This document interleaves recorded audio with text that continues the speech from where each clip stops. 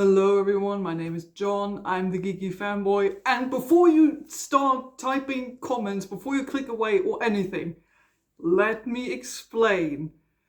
So, I decided to watch this show first because I knew that so many people were going to be upset or hyped or whatever about this adaptation. Because you can't go anywhere on the internet and click on a discussion of Cowboy Bebop without people telling you it's like the best thing ever and you need to watch it right now and how dare they make an adaptation of this, how terrible this must be. And I get it. I totally get the hype and the excitement for the original anime and everything. But when they announced this show and I watched the trailer and I thought, you know what, this actually doesn't look that bad. I kind of want to watch it maybe when it comes out. And I made the decision to do this the following way. I decided to watch the 2021 show first, then I'm going to watch the anime and the movie, like there's also a movie based on the anime, right? And then I'm gonna re-watch the 2021 show. Because I wanted to watch this show, the live action show, knowing nothing about it because I just wanted to judge it as a show. Because I knew that people were going to be mad about it no matter what, whether in a positive or negative way. And I just wanted to go in it as an average viewer of television. I wanted to go in it thinking, I just want to check out if this is a cool TV show. I don't want to judge it based on how well does it adapt the original story, how well does it adapt like the characters, how well does it adapt the vibes or whatever. I just wanted to go in it seeing how it like holds up as a TV show, and I thought I wouldn't be able to do that having seen the anime beforehand, since, like I mentioned before, the anime is so hyped around the world, around the internet, and everyone is really passionate about it, and believe me, I get it. So I was like, okay, I'm gonna watch this show so I can make up my own mind about it. Then I can watch the anime and see if it's really as great as everyone says. And then I can re-watch the 2021 show as someone who has then seen the anime, and then I can judge it as an adaptation. But for now, the first time I wanted to judge it as its own thing. So this is what we're doing today. We're judging the 2021 Cowboy Bebop Netflix show as its own thing. I know nothing about Cowboy Bebop, about the original anime. Absolutely nothing. I have just seen some pictures of like the characters. I sort of kind of know what they look like in the anime. And I didn't even know that the main character wasn't called Cowboy Bebop. I just thought that would be the main character's name until I found out Bebop was actually the name of the spaceship they travel on, and the main character has actually a completely different name. Like, that's the level we're working with here. So, you're not gonna hear me say anything like, oh, this looks like something I've heard about the anime, or, you know, this translates really well to what I have seen or heard of the anime, because I basically know nothing about this. So, we're really just going in it, judging this as a TV show, as in how interesting was it, how entertaining did I think it was, were the characters engaging, was the story engaging, like all of that just purely based on what the TV show does, no adaptation stuff. Okay, so let's jump right in it. First, general thoughts. I thought it was okay. It wasn't brilliant, but it also wasn't like super bad. I watched through it like a matter of days. I think it's very bingeable because it's kind of like time passes like really quickly when you watch these episodes, so that's good. I didn't have any like major issues with any of the stuff or any of the characters, but I also wasn't like blown away by the magnificence of anything in that show. So in that way, it's, I guess, average. It's like a nice binge watch over a weekend if you don't have anything else to watch, but it's probably not gonna stick with you, I think. Okay, let's talk about the characters first, I guess. So, like I said, I know nothing about these characters. I'm just going with what they give me in the show. So we have John Cho as Spike Spiegel, and I like John Cho. He's a good actor. I like him in the Star Trek movies, so I knew him from that. So I was happy to see that he's in this because I was like, oh, cool, I recognize him. I like him. He is a good actor. He definitely pulls off the look and the action, everything. But I have to say that I had a bit more expectation with like in regards to Spike's character. I know this is only like season 1. There's definitely going to be like more. You can tell at the end of season 1 that there's going to be more. But I was expecting like they want him to be this super like charismatic kind of character, and you can tell that in the anime he probably is like this sort of slick, smooth talking, but maybe slightly kind of goofy, cool guy who has a lot of charisma, but is also badass. You can tell that this is what this character is supposed to be, and it's very hit or miss. I'm not sure if it's a mixture of like the way John Cho plays him, or maybe it's also like the writing, or both mixed together. Like John Cho does a fine job. He does a decent job. There wasn't like a line delivery where I thought, oh well, that was awkward. But just like the way he plays him didn't come off as charismatic as I thought the show wants him to be. And I don't know, I just didn't, I really wanted to like click with this character. Like I was going into this thinking, okay, just like going from the visuals, I think this is going to be like the most interesting character, or like the character I'm gonna like the most. Having now finished the show, I'm not really sure about it. Like he has a lot of potential, and I think they're hinting at a lot of cool stuff, and they're kind of hyping him up a bit as a character, I think, throughout the show, but I don't know, the writing doesn't really like always deliver on that, and you're still kind of you're kind of just waiting the entire time to really for the character to like really come into his own and do all the cool, slick, cool, smooth stuff you think he's gonna do. I was kind of expecting him to be more like charismatic in the way he acts, like in the way he interacts with people. I kind of thought that he would be like a kind of guy he like not flirty, but you know, kind of cheeky maybe. He's always got like sort of the one-liners, that sort of stuff. But on the other hand, he's also like maybe a bit kind of goofy and makes some jokes. That kind of, you know, like a really lovable, endearing rascal kind of character. I mean, he is like a cowboy, so that's kind of what you're expecting. So I was a bit disappointed with how the main character is developed in the show, but I see a lot of potential for like his character. I like the idea of his backstory that you know, he used to work for the Syndicate and was like an assassin badass, and his best friend was the bad guy. You know, that's all well and good, but I didn't really click with it. You know, I didn't really feel it, and I don't know if I'm gonna come back to that later, but like his whole story with the girl, with Julia, that whole romance thing, I wasn't into it at all because it felt sort of cliche, and I didn't understand why they were falling in love, why they liked each other so much. And weirdly enough, is it episode 9? I think it's episode 9. Like the whole like background story episode, which is basically an entire flashback about Spike's and Vicious's past when they worked for the Syndicate, and how Julia like factors into all of that, was to me weirdly enough the worst episode, because I was just not interested in what was going on. Like it didn't really deliver anything new.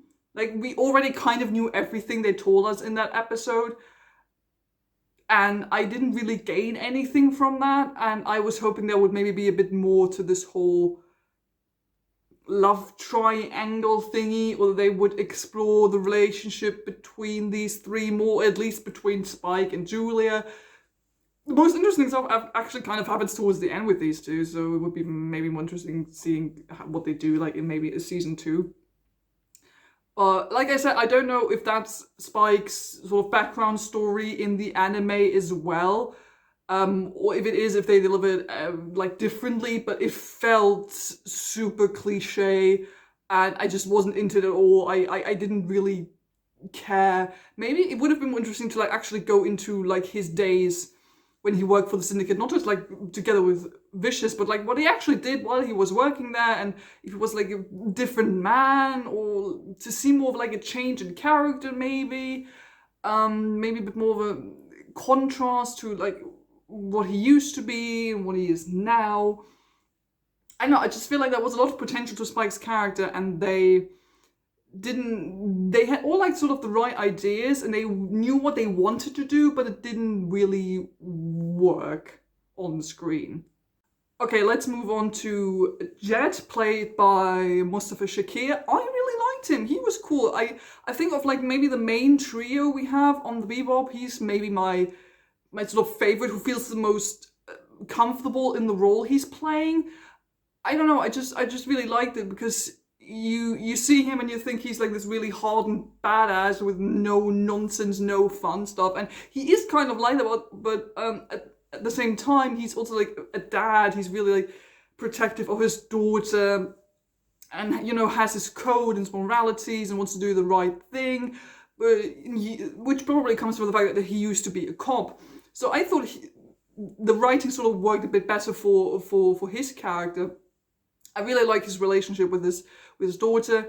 In that one episode where it's all about like the recital when he just like sits down in some random bar and is like, oh, it's a recital, I have to go watch Kimmy now, you go take care of the other stuff. You just see Spike getting absolutely like decked in the background while Jen is just sitting there being like, yeah, my daughter's doing great. I thought that was cool. That was really sweet.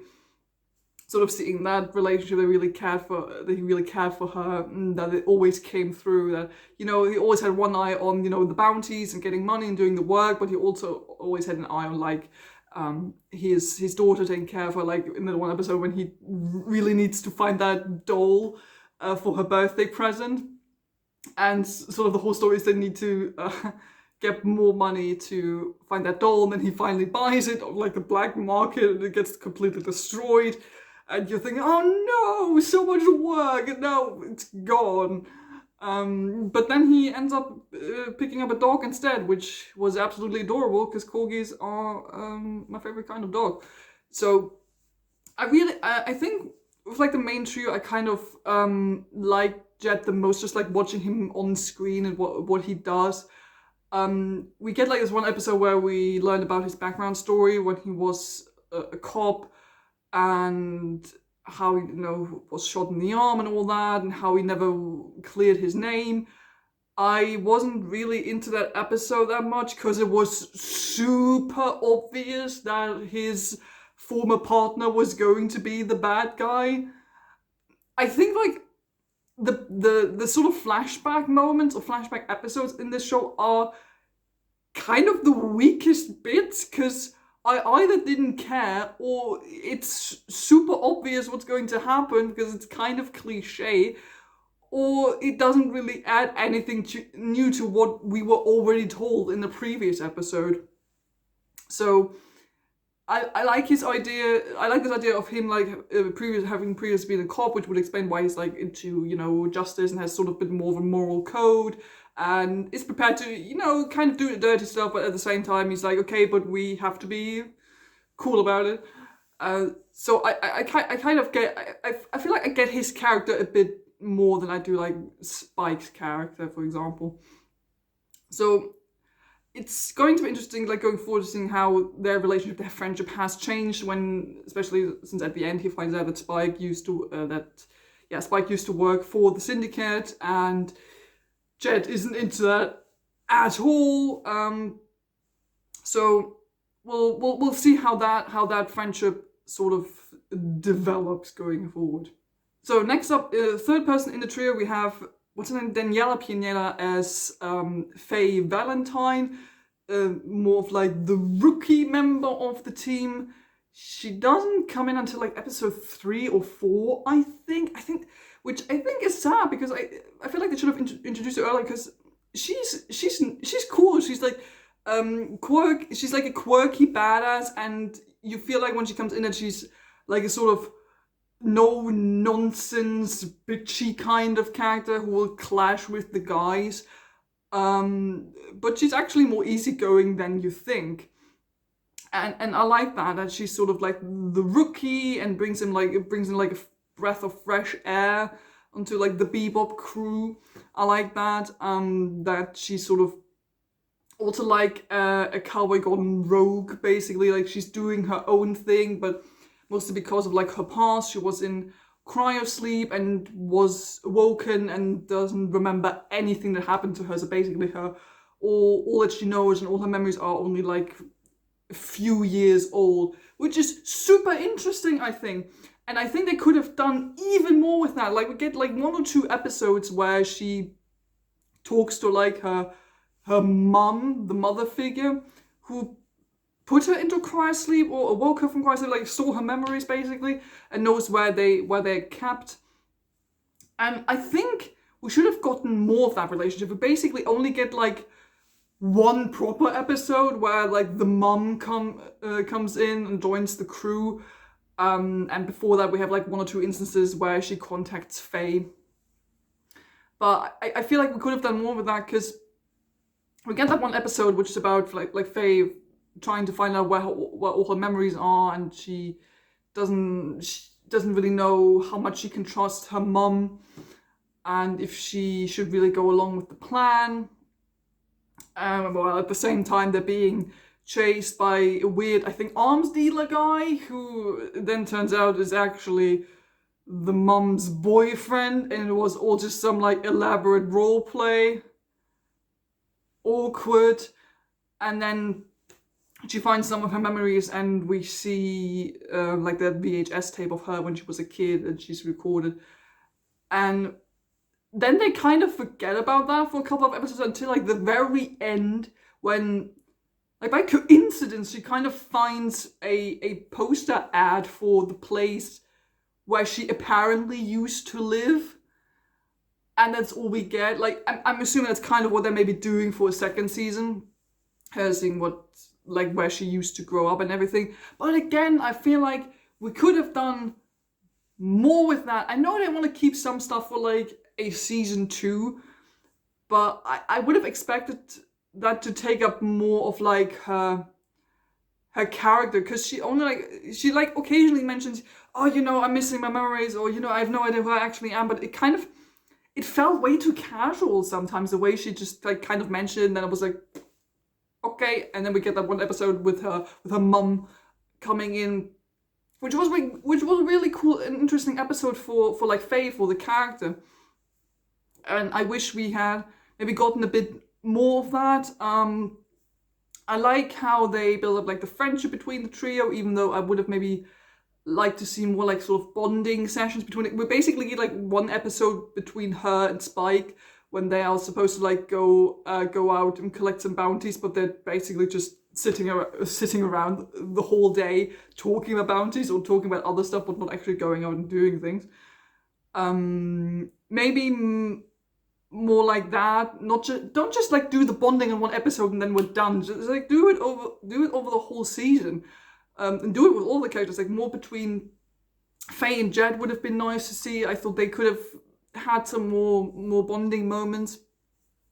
But overall, like sort of towards the end of the season, I really came to like enjoy this trio, seeing them go on adventures and hunt bounties and do stuff. And I think this is a really interesting trio you could just like follow around on space adventures. I think that would really well. And naturally we also have the dog. I think we should talk about the corgi, about Ein. I was kind of expecting the dog to be more important, or to be more of like an important presence in the story, because I feel like he's teased a lot for the show. Maybe it's just because he's like the mascot character, I don't know. But they just like pick him up in 1 episode, and then he just like does a bit of stuff in the background occasionally, but it's mostly off screen until like towards the end he gets hijacked, I guess, and hijacked by 1 of the bad guys, and then they throw the dog out and they just forget about him. I was like, but the dog, you You just abandoned the dog. You bastards, you abandoned the adorable corgi. How dare you? I was really upset about that. So the dog better come back in the second season, because look at that. Look at his face. He's adorable. I want more corgi content. Okay, next character I want to talk about is Julia, played by Ilana Satine, and I wish I would care more for her, because the show clearly wants me to care for her, since she used to be in a relationship with Spike, but is now dating the bad guy, and there was sort of a bit of a love triangle going on, and she's trapped in like this abusive relationship. And I really wanted to care more for her, and I really wanted her to do some cool stuff. But that doesn't really happen, if you ask me. Like, they kind of tried to do I don't know who I want to compare it to. Like a sort of a Sansa Stark kind of thing, where she is, at first seems to be like trapped in this abusive relationship, but then actually becomes a big schemer herself and wants to be the big boss. And that is admittedly a cool twist at the end, when she like turns against Spike and guns him down, because now she wants to be the big bad boss of everything. That is cool, but I wish we had seen more of a build up to that, because we only really get like, okay, she doesn't like Vicious, obvious. That was super obvious. And then she like sings for Mao, and it's like, but I can make you a better offer. And that's it. And then we're kind of left to think, okay, she's scheming some stuff herself in the background, until it very obviously goes wrong, because Vicious is the bad guy, and of course he would find out about it. And because Mao, for some reason, was like, your wife did all of this. I was like, why did you tell him that? Why would you tell him that his wife planned to betray him? Why would you tell him that? And then she gets beat up by her husband until the very end, when Spike comes to save the day, and then she actually turns on him and guns him down and pushes him through a window. And then I laughed out loud at the very last scene, when we see Vicious, jailed, and she comes in to like maybe shoot him, to Russian roulette him, and she comes in with a full-on supervillain outfit with like dark black leather coat, popped up collar, dark makeup, and it looked so ridiculous. I had to laugh out loud, because I was like, that's how you know she's evil now, just look at her. So stupid. Like, I like the idea of where this is going with her character, like at the end, that she is now the crime lord, the crime lady of the syndicate. But I wanted to see more of that throughout the season, how she like really tried to figure out stuff, and how she was scheming. I wanted her to be more involved in the actual story, apart from, she's the girl the two dudes are fighting over. Which is really stupid in and of itself to begin with, because I just didn't understand why she liked either of those men. Like, I guess Vicious was nice and charismatic and could speak some Russian. Cool. I guess that makes you fall in love with him. But then he's sort of like really caught up with work, which leaves Spike to have more interactions with Julia, and then they start falling in love for some reason, which I have to be honest, I didn't really understand why they were now in love. Like, I know I'm not a romance guy, but like, what was going on there? Did I just not get it? Or I just didn't understand why these people suddenly liked each other, beyond, apart from they're very obviously two good-looking people who are sexually attracted to one another. Like why was this whole relationship a thing, and why did it torture Spike so much? Because he thought so much about this woman, and I wanted, because everything kind of felt so cliche about this relationship and about this love triangle, and I just wasn't into it at all. Okay, the last character I want to talk about is Vicious, played by Alex Hassel. He's a handful. He is probably the most cliche character out of all of them. He's just the sadistic asshole bad guy just because. I guess I get it. He was in love with Julia first, and they had a relationship, and then his best friend basically stole his girlfriend, and he got really mad about that. And his assassin plans, didn't really work out in the past, and so he's kind of upset about that as well. So I get it why he would want to kill Spike, but I just didn't connect with him as a villain because he's just like so obviously villainous and just like a huge asshole and a wanker throughout the entire thing. Like, beats his wife, he wants to kill his former best friend, he runs a crime syndicate. I just didn't. He's just there to like get the plot going, so the plot has a bad guy, so Spike has someone he can fight with at the end of the show or at the end of the season. Granted, their final battle was really cool, but I was like, I'm definitely not. I mean, I guess you're not supposed to root for the bad guy, but you kind of want to connect with him. But that just did not happen. I did not care about him at all, whether he succeeded or failed, because he was so cliche and kind of cringe and campy at times, like just the way some of his dialogue was written. And I was just like, he's basically just like kind of like a mustache twirling villain who is like really into, like his name suggests, vicious violence. And that's it. That's his whole deal throughout this entire show. And I just did not care for anything this man was involved in. And I feel like this whole conflict between Spike and Vicious could have been dealt with so much earlier. Like, Spike literally has the chance to assassinate the man when he like snipes his car. I'm like, I get it, you two were best friends, but he tried to kill you. Maybe you should do a bit more. And I felt like Vicious probably could have killed Spike way earlier if he hadn't relied on all those hench people. But yeah, sure, I guess that's what's happening. But I mean, he's still alive at the end of the season. For now, if he doesn't get Russian rouletted off screen by the time the second season comes around. But I just did not care, and I'm glad that at the end Julia takes over his whole crime syndicate thing. Okay, so that's all the characters covered. Let me now talk about like the story. I was surprised how episodic this show actually was, because I went into it thinking it's going to be like an overarching story, like a story that continues like each episode.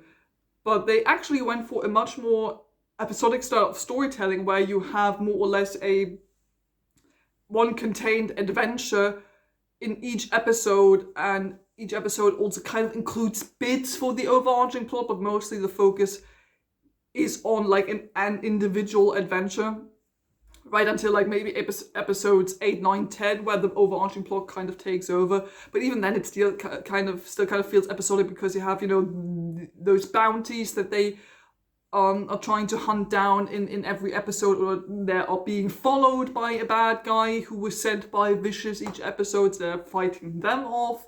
Or we get an episode about like some background story for one of the main characters. So it felt very episodic, which in a way I appreciated, and in a way I also didn't like. Because it was fun, because it made the show, I think, a bit easier to like get through, to like sort of binge. Because, you just have those fun little contained adventures. You can just watch one after the other, which was fun. And they, here and there, they feel a bit formulaic. You're like, okay, we get the bounty, some stuff goes wrong, there's a weird bad guy, maybe Vicious is involved, and then it's somehow solved. That's kind of how it goes down every time. it's sort of hit and miss with some of the bounties they work on. Some of them are very interesting and fun to watch. Some of them less so. Overall, I would argue that the first half of this season is more entertaining than the second half of this season. Like, the first couple episodes are just like them going on fun cowboy adventures, hunting bounties, getting to know weird people, and them just doing their cowboy shtick. Whereas the second half of the season is more focused on, the overarching plot, on like background stories and Spike and Vicious and Julia with that triangle, which, as I mentioned, I didn't really care for that much.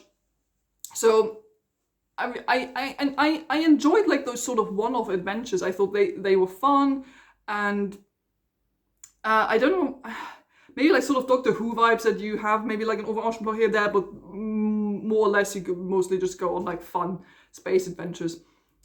Which, like I said, on the one hand it's fun, but on the other hand, it really made the overarching plot look worse, because, as I've mentioned when I spoke about the characters, I wanted there to be more development for some of the main characters, especially for like Spike, Vicious, and Julia, so that the overarching plot at the end of the season made more sense to me, or that I would have been more engaged with the story. Because I feel like a lot of important stuff sort of happens off screen, or is just like quickly mentioned or glanced over, and I was hoping that to be more focused on particular things that I felt like would be important.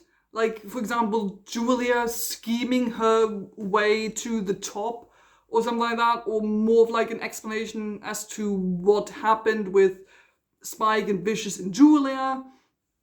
I just felt like that the episodic nature took away from like the overarching emotional story the show clearly wanted me to care about, but I honestly not really. And I don't know, like I said, I don't know how it goes down in the anime, if the anime is just as episodic, or if they focus maybe more on an overarching plot. I don't know, but I feel like the balance between the two didn't work too well. Like, I think the show would work really well if you have like this mixture of kind of like fun episodic adventures, but at the same time you have some overarching serious story stuff going on.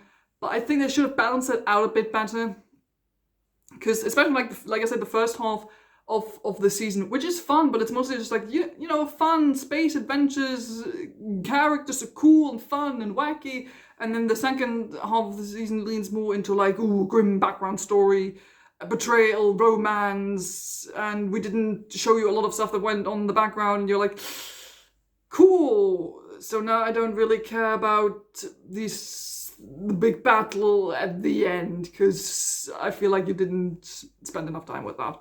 So what I liked is, I like Jet's family stuff. I already talked about that. I thought that was really fun and endearing. I like that. I think the addition of Faye was good, how she was introduced and how she like sort of worked with the rest of the group, even though I think she should have maybe have been introduced a tad earlier. I like I like Anna, like the lady who runs the pub, together with that other person whose name I can't remember, but they were non-binary, and I thought that was cool. So yeah, I like Anna and how she like runs the pub and how she's connected to like Spike's part. I really like their chemistry, like between Spike and Anna. You could tell that they were, sort of like old friends who've gone through a lot of stuff, and I like that. And that's sort of like the atmosphere of her bar, of her pub whenever we were there. I thought that was really, really cool. And I wanted, like I said, I wanted more Ein. Give me more of the corgi. I thought he was going to be in this like almost every episode, or he was at least going to be plot relevant at some point, but not really, apart from the one time his eyes get hijacked, which was kind of uncomfortable to watch. So more corgi content. So like I said, it's a fine enough story. Like I said, the more episodic nature makes it easy to just binge through the whole thing. But if you're looking for like this super emotional overarching storyline that makes us like really, really care for what's going on and for the relationships. That doesn't really happen. Like, everything in the show is kind of hit or miss. Some stuff really works and is super interesting, and some of the stuff is like super underdeveloped and doesn't work at all, and you're wondering, why should I care about this? Like, for example, in the last episode, when Jet finds out that Spike used to work for the Syndicate, and he like completely freaks out on him because the Syndicate has, Vicious has kidnapped his daughter and now wants Spike in exchange for her. And I like that scene. It was really tense, and you could really feel like the betrayal he felt and the emotion. It was really cool. And he just like shoves him in the boot of his car, and Faye's like, I can't abide by that, and I'm gonna leave because I don't want to help you with that. Like, that was a really cool moment. And then the next scene is them arriving, like where Vicious is and where the exchange is gonna take place, and then it's like suddenly revealed, oh, they seem to have made up along the way, and they like try to shoot their way out of the situation, and Spike is just like, well, I'm glad you changed your mind on me. And I'm like, would have been nice if we had seen that, because I feel like that's an important character moment between the two of you, that, you know, the moment where your best friend forgives you for being or having been an assassin. I feel like we should have seen that. No. Speaking of the action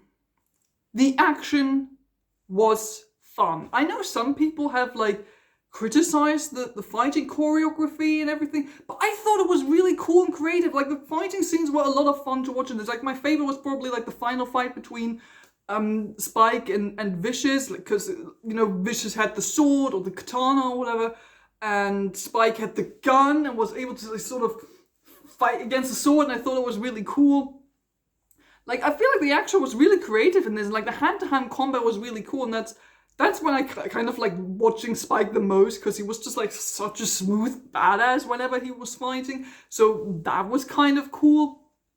So I felt like everything was really, like, most of the action scenes were really creative, and also like just in regards to the general look of the show, I really enjoy the aesthetics, just like the set design and the vibes, because you can't put this into like one genre, because this is like a mixture of, you know, sci-fi and western and thriller, sort of fantasy-esque even in some places, drama. Like, it's sort of all of that mushed together to create this really unique, or at least recognizable style that I haven't really seen anywhere else. And I was just really pleased with how they, you know, designed the sets, how they designed the characters, how everything was sort of like a mixture of, you know, Western sci-fi and cyberpunk, but also like major 80s, 90s vibes, like sort of all at the same time. It felt modern and old school all at the same time, and I really, really liked that. Just like the general way how it's designed, how it looks, how the cinematography works, makes the show look really nice, and it gives the whole show, I think, a really like recognizable aesthetic, which I am guessing is what they sort of like transported from the anime, which I have heard is also supposed to be like super unique in style and everything. So I feel like that worked for me in the show, and what helped a lot with that was the music. So I wrote down that the music was by the original composer, like Yoko Kanno, right? She also worked on the original anime, music-wise, which would explain why the music in this just, like, absolute bangers. Just, it's, again, like this weird mixture of jazz, blues, but also, like, Western and slightly modern touch. It just works really well together with the music, and you're just vibing the entire time whenever like a really cool track is like starts to play, or whenever they are like in Anna's bar and someone starts singing and you'll see the band playing, you're just sitting there like vibing with the music, and it just really helps to like set the atmosphere for what's happening in the show.